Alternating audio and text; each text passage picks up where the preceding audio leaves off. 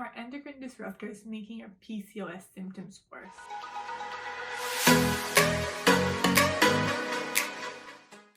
Are you trying everything you can to heal your PCOS, from like diet changes, lifestyle, and you just don't seem to get any relief?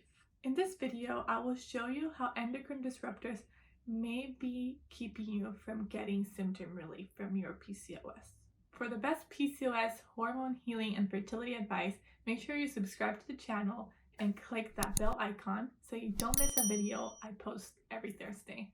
I have worked with many women that are really diligent about changing their diet and their exercise routine so that they can start healing their hormones.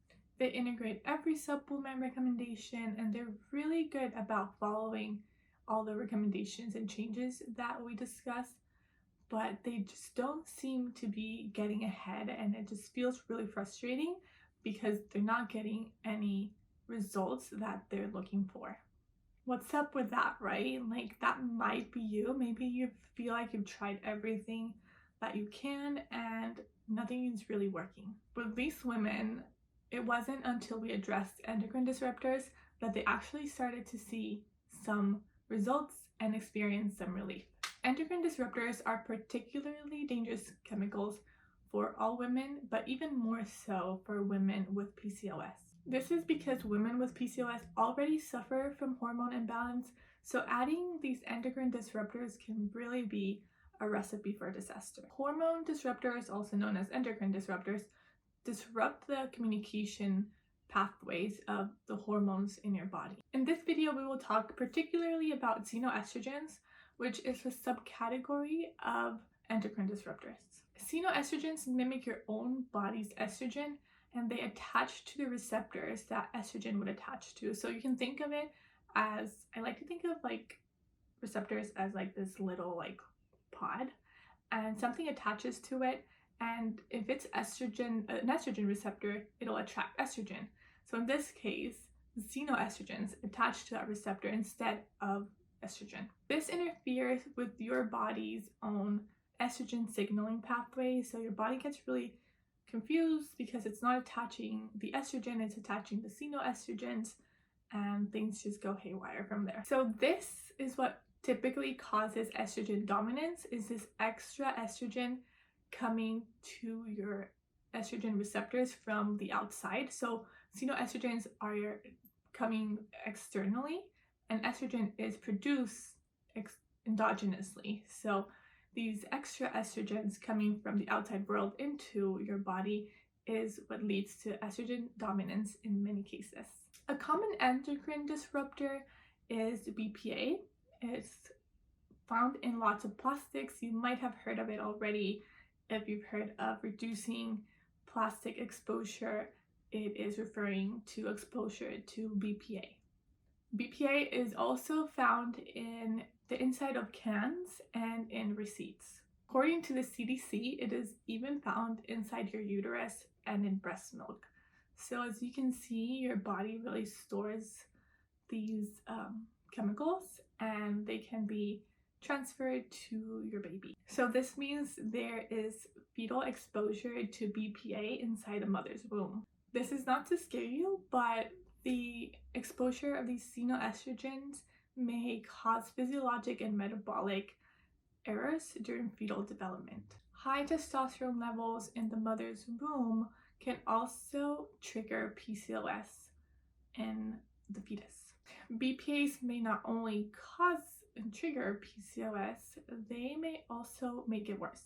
So the number one recommendation here is to reduce your exposure to BPA. That means reducing your exposure to plastics, cans, and receipts especially. So some things you can do instead is use stainless steel water bottles or glass Tupperware, and also opt out of getting receipts often at stores and restaurants. And also try to avoid canned goods. So maybe get those, I think they're called Tetra Packs, that they're not plastic, they just come in like a little pouch. That is a much better option than a can will be. My main recommendation, and something that I will suggest often, is to start small, but start soon. Start now. We're also exposed to toxic substances through what we eat, what we touch, and what we breathe. So, what we eat does matter. I recommend that you try to be aware a little bit more about what you're eating, what you're ingesting. The majority of the substances we ingest through our food, through our mouth. So, if organic is not an option for you, just try to eat locally, try to eat produce that is in season, and that will help you avoid some of these toxic substances that we might be exposed to otherwise. So eat at home more, eat less processed meats, and also try to avoid canned foods. Make healthy eating simple for you. We really like to use our Instapot or air fryer. It makes cooking and meal prep and cleanup much easier because everything is in one pot, and it just makes healthy eating more manageable for us. Also, if you're able to, make sure you filter your water. A really cool resource is the Environmental Working Group, also known as EWG, and you can go on there and see what is in your tap water, what chemicals are in your tap water, and from there you can find a good filtration system that will help get rid of those toxins in the water.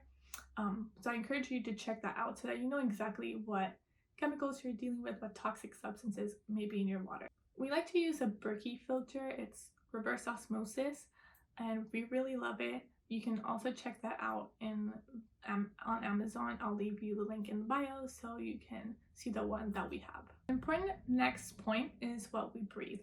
So we spend the majority of our time inside, and indoor air is actually more polluted than outside air, even if you live in a big city. A few quick suggestions and things you can start implementing right now to improve the quality of your air is to open up your windows and to also leave your shoes outside of the house. So as you come in, just leave them at the door. This really helps with reducing your exposure to some of those chemicals that we find outside.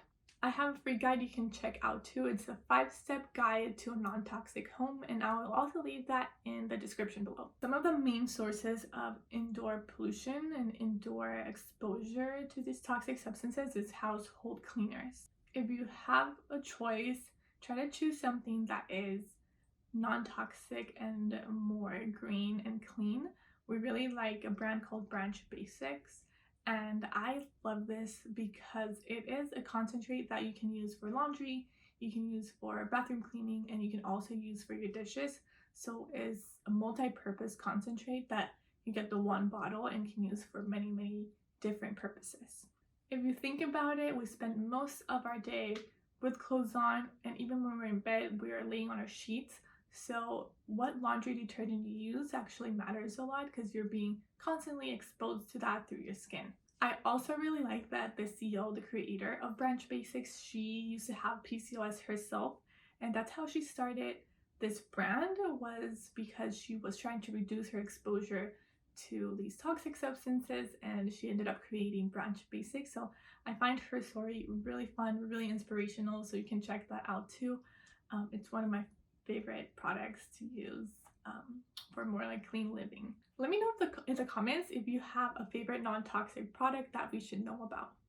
So the same concept goes with what we put on our body, and this is because the average woman actually uses about 16 different products a day.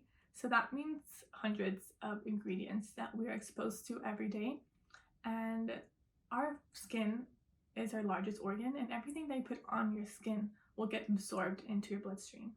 So this goes to like shampoo, body wash, body lotion, makeup. So anything that goes on your body counts and is something that you can look at more closely. Over the years, I have intentionally tried to replace some of my old products with more non-toxic products.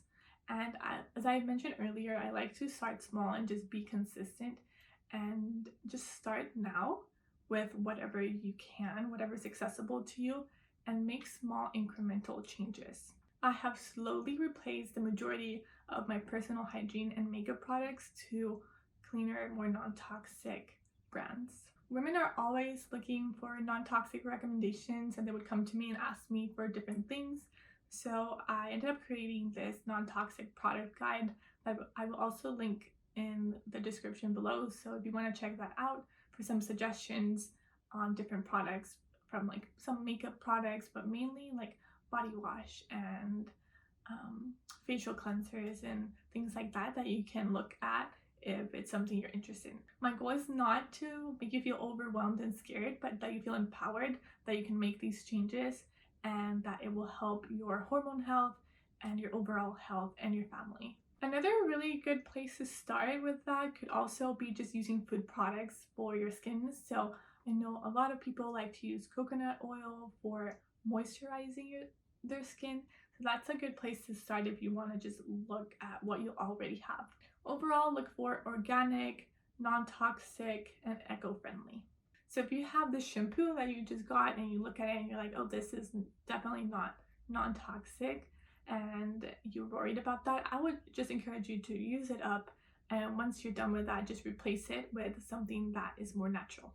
The EWG, Environmental Working Group, is also a really good resource for this, because you can just download the app. I'll show the app right here, and you can use that to scan the product that you have, and it'll tell you how safe or how dangerous this product is based on their criteria. So if it's green, for example, it's a really safe, non-toxic product, and if it's red, it means that it is full of those toxic chemicals that we're trying to reduce. One final point to make is that when you begin to detox, so as you're clearing out all these toxic substances from your body, you may experience flu-like symptoms. This is because toxins are being released from your tissues into your bloodstream.